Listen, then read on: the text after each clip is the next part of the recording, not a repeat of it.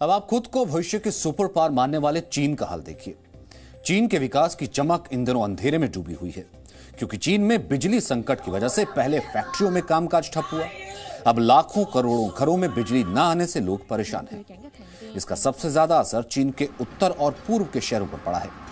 चीन के जो इलाके इस बिजली संकट से प्रभावित हैं, उनके नाम आप इस नक्शे पर देख सकते हैं।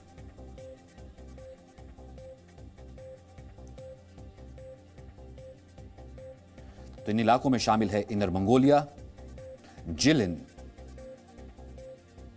लियाओडोंग, जियांगसू और गुआंगडोंग। चीन के इन इलाकों में ट्रैफिक लाइट्स, स्ट्रीट लाइट, इमारतों में लगी लिफ्ट्स और मोबाइल नेटवर्क ठीक से काम नहीं कर रहे। चीन अमेरिका के बाद दुनिया की दूसरी सबसे बड़ी अर्थव्यवस्था है और वो खुद को एक सुपर पावर के तौर पर देखता है। लेकिन चीन में हो रहे पावर कट ने भविष्य के सुपर पावर की पोल खोल दी है। चीन में इस बिजली संकट की शुरुआत कुछ महीने पहले हुई थी। तब उत्तर पूर्वी चीन में लगी कई फैक्ट्रियों को या तो प्रोडक्शन घटाने के लिए कह दिया गया या फिर इन्हें बंद करने के आदेश दे दिए गए। अब चीन के आम लोगों से भी कह दिया गया है कि सोच समझकर बिजली का इस्तेमाल करें। चीन के जिन इलाकों में बिजली की कमी है, वहां पिछले 4 दिनों से दिन में 8 बार बिजली की सप्लाई रोकी जा रही है। अब इस वजह से जल्द ही इन इलाकों में पानी की सप्लाई भी रुक सकती है।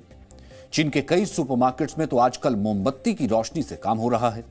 लेकिन यह समस्या सिर्फ चीन तक सीमित नहीं है, इसका असर ग्लोबल सप्लाई पर भी पड़ने वाला है। चीन को दुनिया की फैक्ट्री कहा जाता है, लेकिन बिजली संकट की वजह से चीन की फैक्ट्रियों में प्रोडक्शन रुका हुआ है और इससे दुनिया भर की सप्लाई चेन भी प्रभावित हो रही है।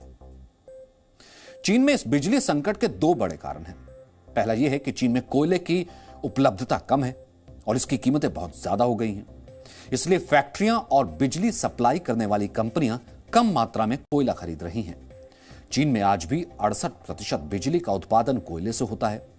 चीन को कोयले की सबसे ज्यादा सप्लाई ऑस्ट्रेलिया से होती है, लेकिन चीन और ऑस्ट्रेलिया इन दिनों व्यापार युद्ध में उलझे हैं और चीन ने ऑस्ट्रेलिया से होने वाले कोयले के आयात पर रोक लगा रखी है। दूसरा कारण यह भी है कि चीन ने वर्ष 2030 तक कोयले पर अपनी निर्भरता खत्म करने का लक्ष्य रखा है, ताकि कार्बन एमिशन को कम करने का लक्ष्य हासिल किया जा सके। इसके लिए वहां कोयले के इस्तेमाल को लेकर सख्त कानून बनाए गए हैं।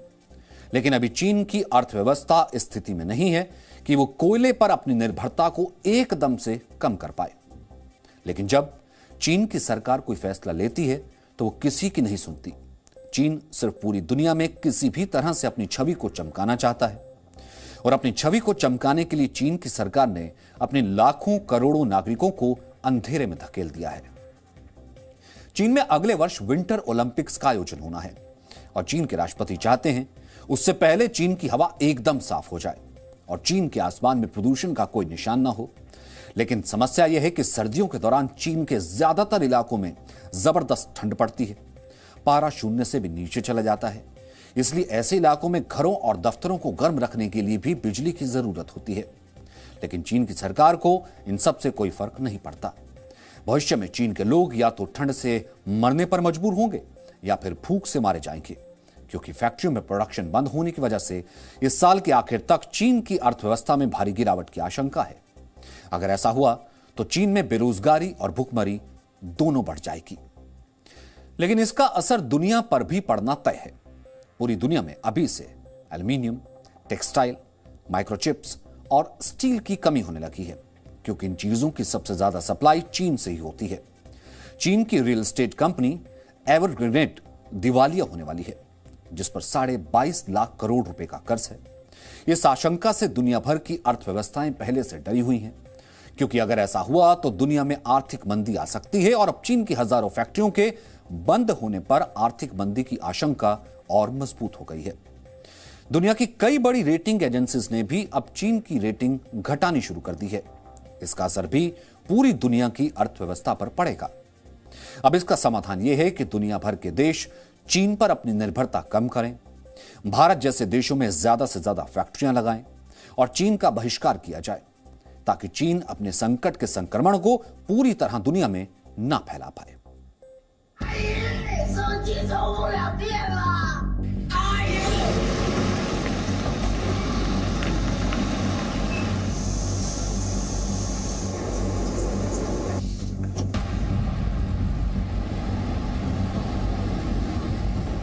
地铁没停，然后停水停电，蜡烛，买蜡烛的也挺多的，还有接充电宝的，还过来充电的。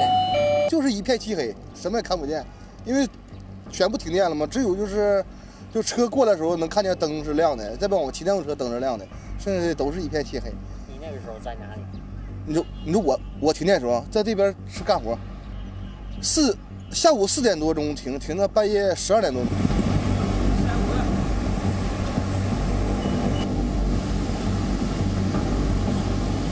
沈阳地区吧，好像我知道应该是头一次限电，反正就是肯定是有损失呗。租发电机，一天3000块钱，在家里用柴油，一天的费用大概得在7000到1万吧。你要是用电，一天可能是有1000多块钱就够了。现在情况是这样，完了现在是限4天，我们这说实话还。以后就是经常的去限电，因为限电咱们就不能生产，咱们必须得执行这个电力局啊、市局啊这个下达的这个通知，咱们必须只要是那个电力局通知。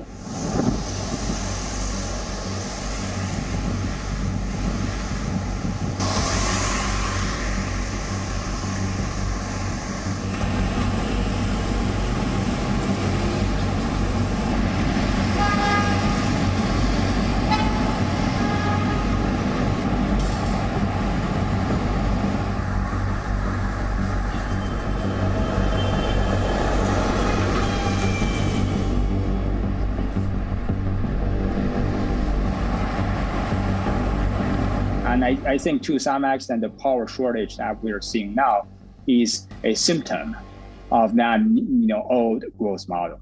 So again, I hope that this episode actually gives us a more forward-looking vision, which is, that we need to reform the power sector more to accommodate, for example, more renewable energy and to have better energy efficiency, and also to gradually phase out or phase down some of the heavy industries in this country to pursue a better growth model with lower carbon intensity.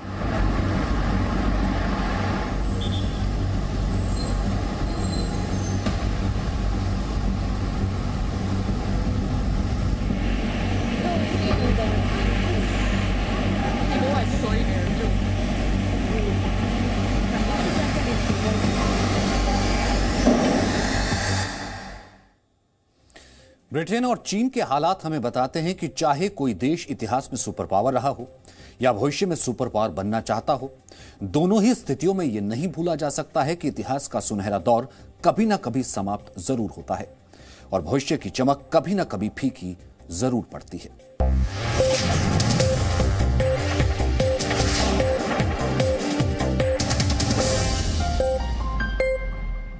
Presenting B News app, available on Google Play and App Store. Download it now.